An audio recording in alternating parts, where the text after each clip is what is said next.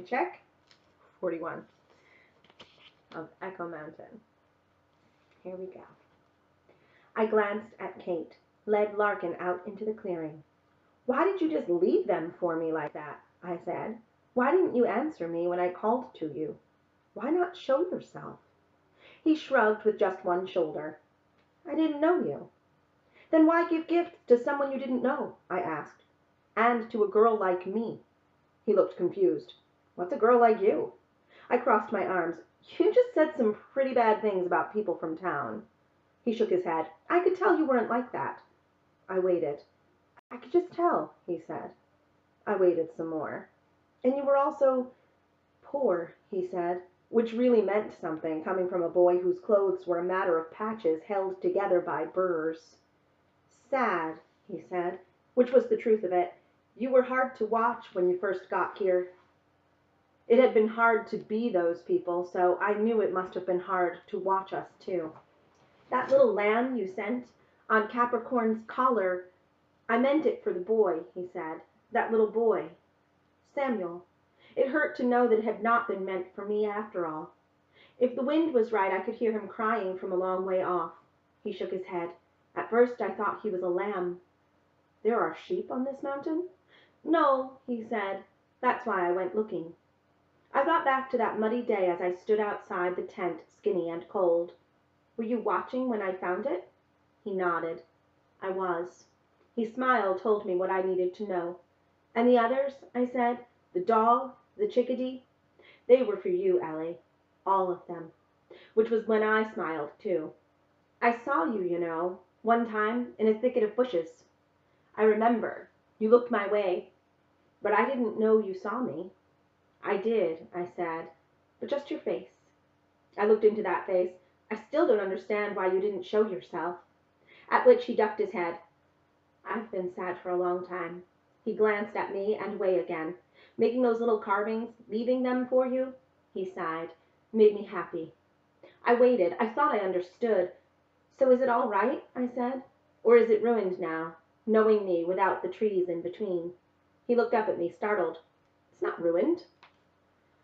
When we went back into the cabin, Kate was as she'd been, her face turned to the wall. "I should have known she was your grandmother," I said softly. "You're so much the same."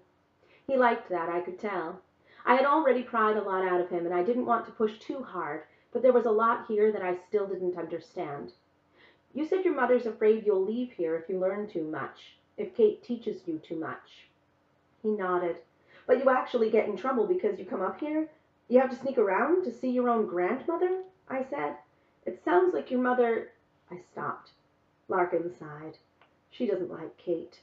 "But why not? Kate's wonderful." "It's complicated." He looked at the floor. "My grandmother grew up on this mountain, but she left to go to school to become a nurse, and married a doctor and had a baby. My daddy."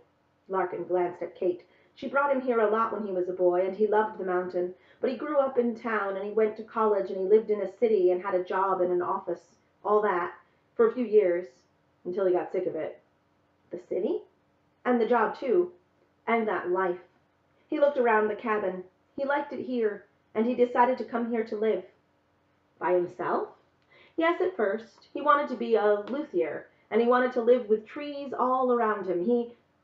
"What's a luthier?" I said. He looked surprised. "A luthier makes instruments." "What kind of instruments?" "The kinds with strings. Guitars. Fiddles." "Mandolins?" I said, thinking of the one gathering dust in the corner near my father's bed. I remembered the sound it had made in my mother's hands. There was no finer sound, no better music than that, except her voice, which had also gathered far too much dust since my father's accident. "Especially mandolins," Larkin said. He was famous for his mandolins. He named them for my mother. Kiwi.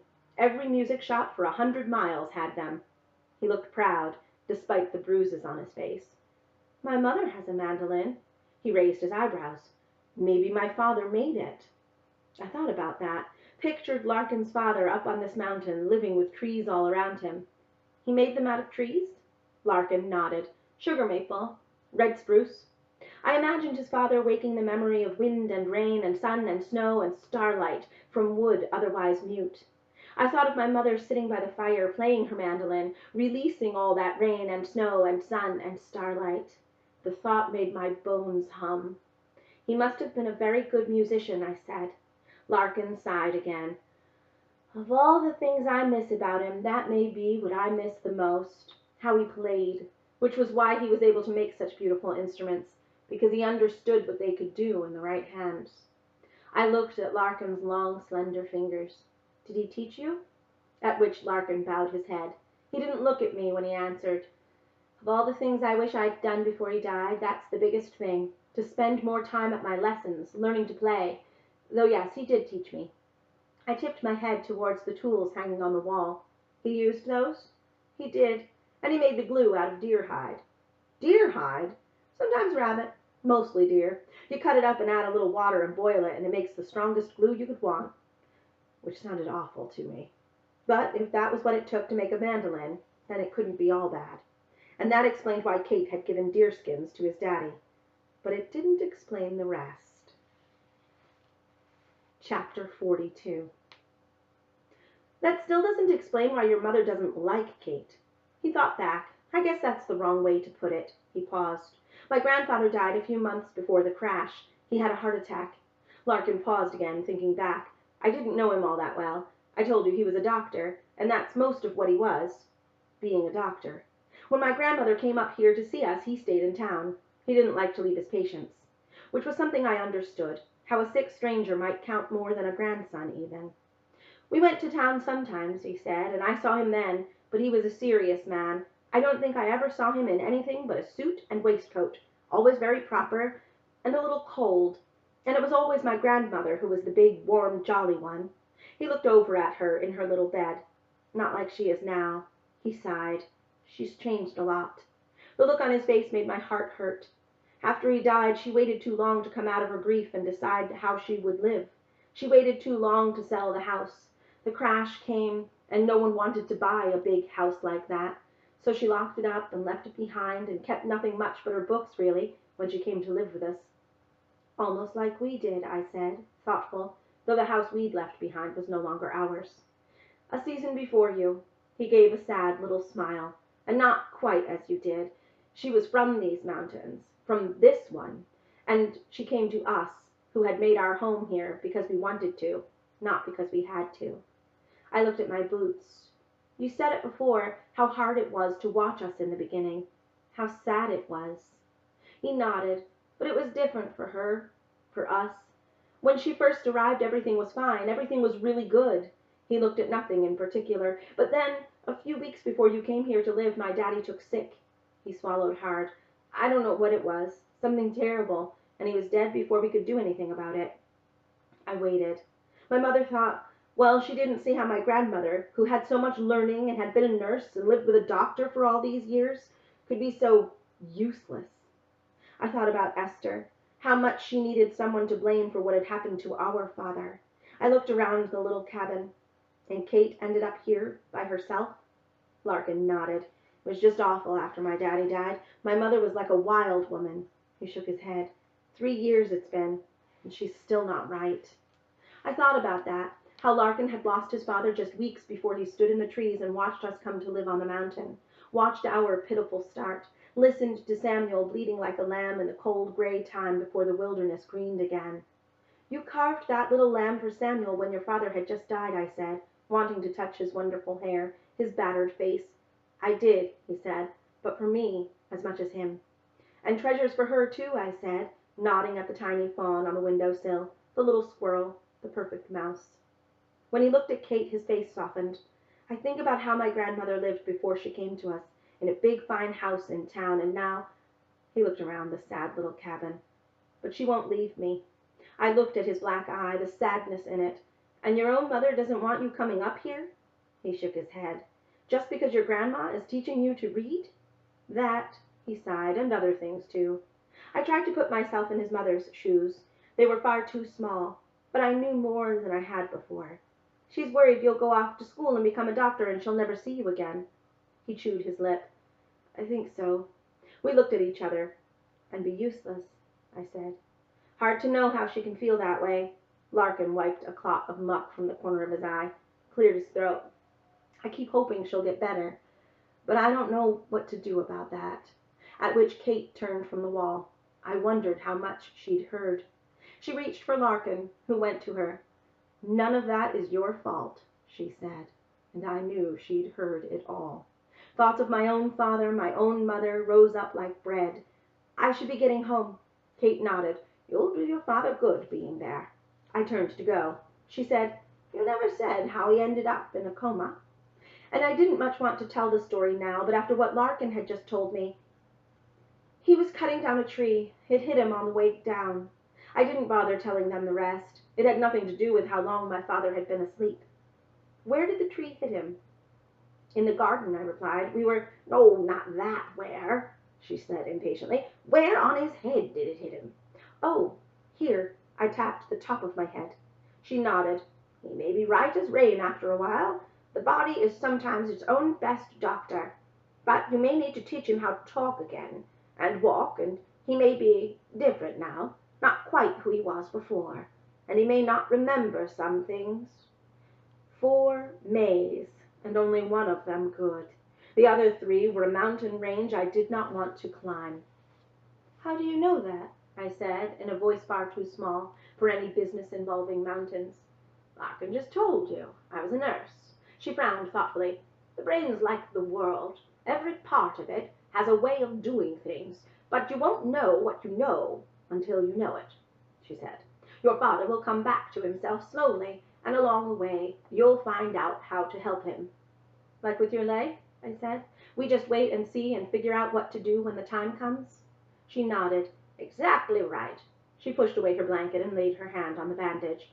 "It's not too hot, and my fever is gone, so we'll let it be for now." "I'll come back tomorrow and help you with a bath if you'd like," I said. "Larkin is going to do your wash now, and I told him to leave the water after.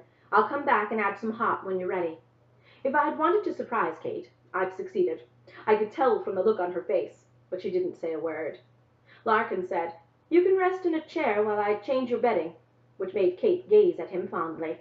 "You'll need a good bit of water, and hot for the wash. I'll get some going."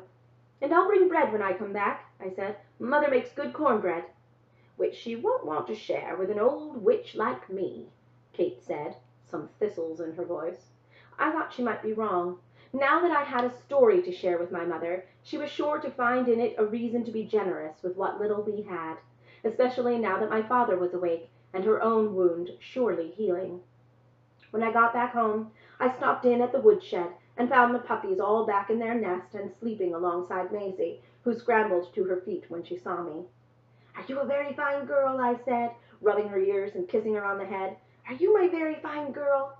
She answered with a whimper, her tongue just kissing the tip of my nose, before she returned to the nest and curled up again with her litter. "Wake up soon, Quiet," I whispered. "We don't have much time left." And with my father awake again, I found myself hoping that other things might have changed as well. Chapter 43. I expected the cabin to be as I'd left it. My mother smiling again, singing again as she worked, Esther on her way back to kindness, Samuel that much farther from the boy who had chased a rabbit into such long, sad trouble. But when I went through the door I found the kitchen empty, the cabin quiet but for the sound of Esther's voice. I followed it to find everyone clustered around my father as he lay sleeping. Samuel was curled up beside him, my mother by the window watching, both of them listening as Esther read a book out loud, which was when I began to be afraid again. My mother wasn't hushing anyone. She wasn't telling them to let my father get his rest, and the look on her face had no song in it. "Generally, by the time you are real, most of your hair has been loved off," Esther read, "and your eyes drop out, and you get loose in the joints and very shabby. But these things don't matter at all, because once you are real, you can't be ugly, except to people who don't understand." I knew that book. I knew that story, The Velveteen Rabbit. One of my favorites. It brought to mind the little doll clutched in Kate's hand. When my mother saw me standing in the doorway, she let out a breath and said, "It's high time you came in." Esther stopped reading, and everyone turned to look at me. "No reason on earth why you should want to be anywhere but here." And it was, truly, at first glance, a scene from a storybook, my family all together, their cheeks rosy with the warmth they'd breathed into the little room, all except my father, who was as still and pale and as thin as a parsnip, and he was still sleeping.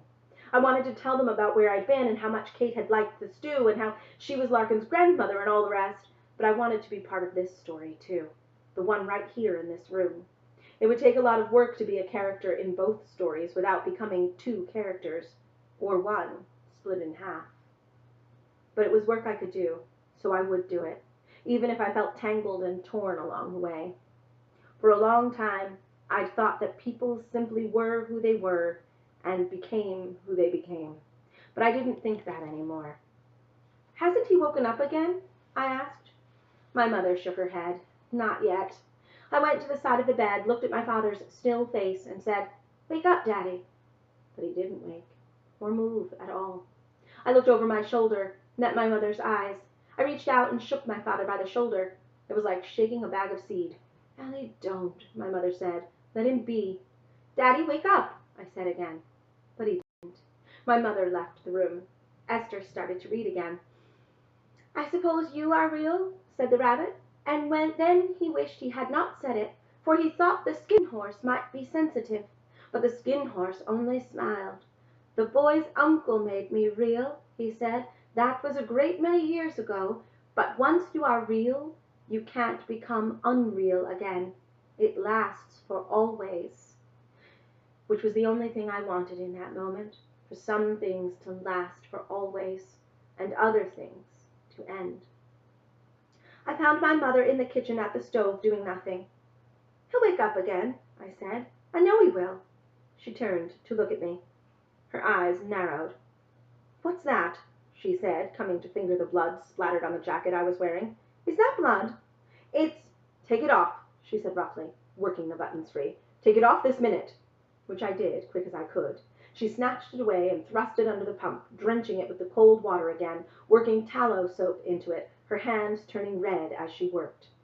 I didn't say, "It will come clean." I didn't say, "Daddy will make another one." I didn't say, "I can learn to stitch ivy like that."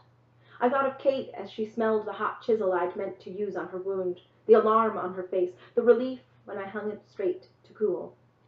"I'm sorry," I said again, as tangled up as I'd ever been, and went out into the yard to look at the sky and try to know what I couldn't know. The sun was slipping down the far side of the day, and the shadows were slowly unspooling like black ribbons across the yard. I wanted to follow them. I wanted to stay where I was.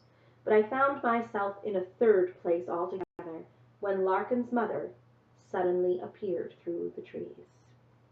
And we'll leave off there, and I'll pick up again tomorrow.